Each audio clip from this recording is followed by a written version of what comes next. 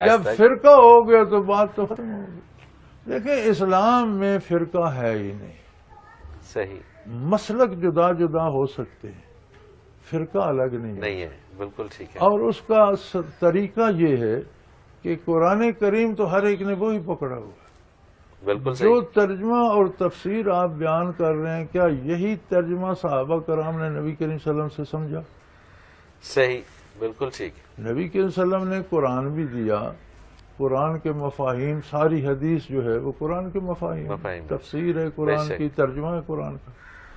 پھر آپ نے اپنے سامنے عمل کروایا ایک جماعت سے، یعنی 1.25 لاکھ کے قریب تو صحابہ حجۃ الوداع میں حاضر تھے. جو حاضر نہیں تھے وہ بہت سے ہوں گے. بالکل ٹھیک. بالکل صحیح. گھر سے اگر ایک بندہ جاتا ہے تو 10 پیچھے بھی ہوتے ہیں. بالکل اس میں کوئی شک نہیں.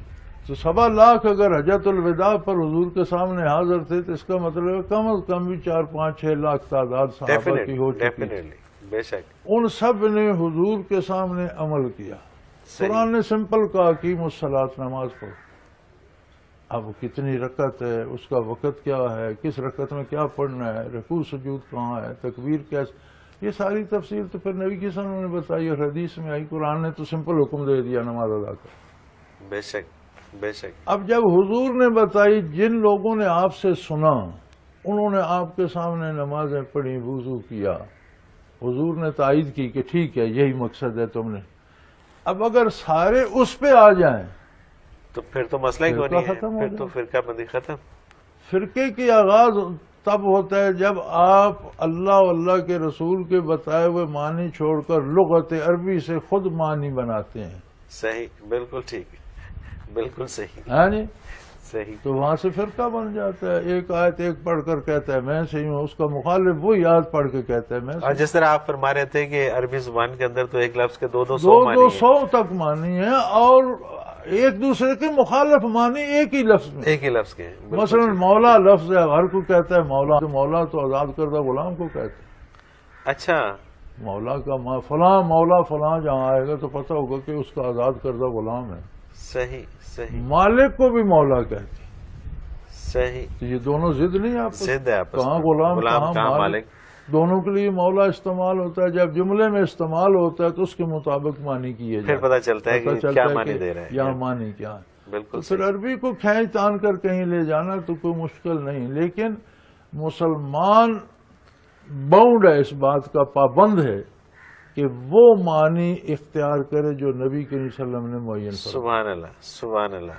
سبحان اللہ. اور اس کے بعد بے شک جتنی مرضی بڑے بڑے بڑے صاحب دانش اور بڑے بڑے مفکر عربی کے اور بڑے بڑے عربی دان موجود تھے.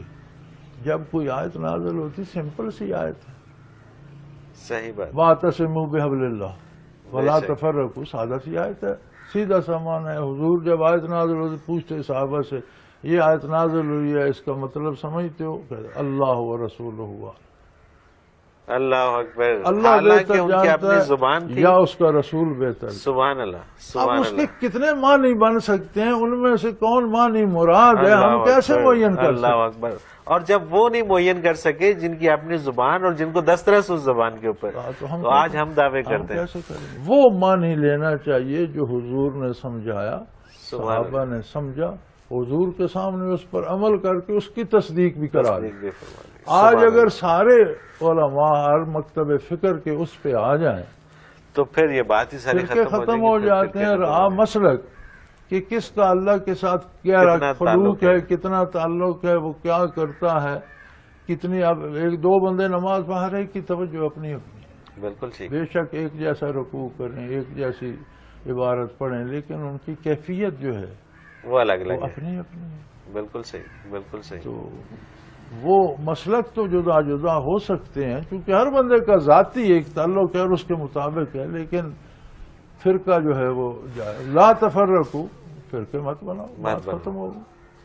تو اس میں بات پھر وہیں پہ آتی ہے کہ جب وہ نہیں سمجھ پائے جو صحابہ کرام اس وقت ساتھ ہوتے تھے اور جن کی اپنی زبان تھی، وہ جب اسی پہ بلیو کرتے ہیں جو آقا کریم علیہ الصلوۃ والسلام ارشاد فرماتے تھے، تو آج ہم تو اپنا جو ہے نا الگ الگ اپنا رستہ بنا کے اور اس میں بیٹھے ہوئے.